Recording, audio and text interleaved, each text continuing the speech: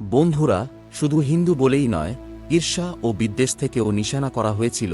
বাংলাদেশে দীপু চন্দ্র দাসকে নির্মমভাবে হত্যার ঘটনায় এমনই দাবি করলেন প্রত্যক্ষদর্শী এক যুবক।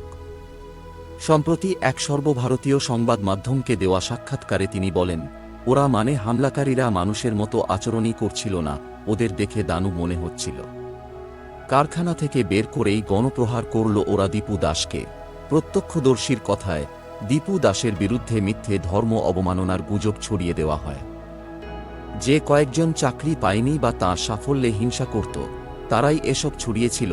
প্রথমে দীপুকে HR অফিসে ডাকা হয়, তাকে জোর করে পদত্যাগ করানো হয়। তারপর বাইরের কিছু লোক ঢুকলে তাকে ওদের হাতে তুলে দেয়। কারখানার গেটের বাইরে অপেক্ষায় থাকা উগ্রপন্থী মুসলিমদের ভিড় তখনই দীপুকে পিটিয়ে মেরে ফেলে। ওরা দীপুর মুখ, বুক, সব জায়গায় লাঠি দিয়ে আঘাত করছিল। প্রচুর রক্ত ঝরছিল। আমরা কাছেই দাঁড়িয়েছিলাম, কিন্তু একটাও কথা বলার সাহস পাইনি। আমরা সেদিনের নৃশংস ঘটনার প্রত্যক্ষ সাক্ষী। মৃতদেহ টেনে নিয়ে গিয়ে গাছে ঝুলিয়ে আগুন লাগিয়ে দেয় তারা। প্রত্যক্ষদর্শী ওই যুবক আরও জানান, নির্মমভাবে হত্যা করার পর দীপুর মৃতদেহ প্রায় 1 কিলোমিটার টেনে নিয়ে যাওয়া হয়। নগ্ন অবস্থায় একটি গাছে ঝুলিয়ে আগুন লাগিয়ে দেওয়া হয়। শরীরটা পুড়তে পুড়তে মাটিতে পড়ে যায়। পুরো ঘটনাটাই ছিল দানবীয়। ঘটনার পর তদন্তে জানা গেছে, দীপু দাস কোনোভাবেই ধর্ম অবমাননা করেননি, গুজবই তাকে মৃত্যুর মুখে ঠেলে দেয়। দীপু দাসের গ্রামের মানুষ বলছেন, আজকের বাংলাদেশে হিন্দুদের উচ্চাসা বা সাফল্যই যেন তাদের বিরুদ্ধে হাতিয়ার হয়ে উঠছে। এটা বুঝিয়ে দিল, হিন্দু হয়ে জীবনে এগোতে চাইলেই বিপদ, বলেন এক স্থানীয় নেতা। ঢাকার হিন্দু সম্প্রদায়ের আরও কয়েকজন ওই সংবাদ মাধ্যমকে জানিয়েছেন, উগ্র ইসলামপন্থীরা দাবি করছে তারা আওয়ামী লীগ সমর্থকদের আক্রমণ করছে।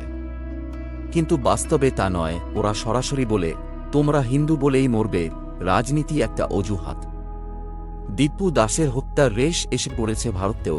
হিন্দু যুবককে খুনের প্রতিবাদের পথে নেমেছে রাজনৈতিক দলগুলি। ভারতের বিদেশ মন্ত্রক এই ঘটনার তীব্র নিন্দা করেছে।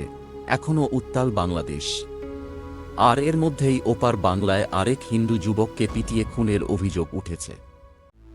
বাংলাদেশের সংবাদ মাধ্যম সূত্রে জানা গিয়েছে, গত বুধবার তোলাবাজির অভিযোগে অমৃত মণ্ডল নামে এক যুবকের ওপর চড়াও হয় একদল দুষ্কৃতী। গুরুতর অবস্থায় হাসপাতালে ভর্তি করা হলে পরে চিকিৎসাধীন অবস্থায় তাঁর মৃত্যু হয়। বাংলাদেশে একের পর এক অশান্তির সূত্রপাত মূলত ভারত বিরোধী ছাত্রনেতা শরীফ ওসমান হাদির মৃত্যুকে কেন্দ্র করে, যিনি গুলিবিদ্ধ হন এবং সিঙ্গাপুরে চিকিৎসাধীন অবস্থায় মারা যান। তার জেরে দেশজুড়ে শুরু হয় বিক্ষোভ। হাদির মৃত্যুর খবর ছড়িয়ে পড়তেই বিভিন্ন জায়গায় প্রতিবাদ, ভাঙচুর এবং রাজনৈতিক ও কূটনৈতিক স্থাপনায় হামলার ঘটনা ঘটে বলে জানা যায়। দীপু দাসের নির্মমভাবে এই হত্যালীলার পিছনে আছে বাংলাদেশের উগ্র মৌলবাদী, জিহাদি, কট্টরপন্থী, চরম হিন্দু বিদ্বেষী, জঙ্গি মুসলিম সংগঠনগুলি। এরা হিন্দুদেরকে একদম সহ্য করতে পারে না, যার ফলস্বরূপ নিরীহ দীপু দাসের প্রাণ বলিদান দিতে হল।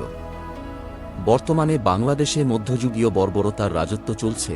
যদি ওখানকার সরকার খুব তাড়াতাড়ি কোনো পদক্ষেপ না নেন, তাহলে বাংলাদেশ সমগ্র মানবতার পক্ষে ক্ষতিকারক হয়ে উঠবে। ভিডিও ভালো লাগলে লাইক করবেন, আর আপনাদের মূল্যবান কমেন্ট করতে ভুলবেন না। সবাই ভালো ও সুস্থ থাকবেন। ধন্যবাদ।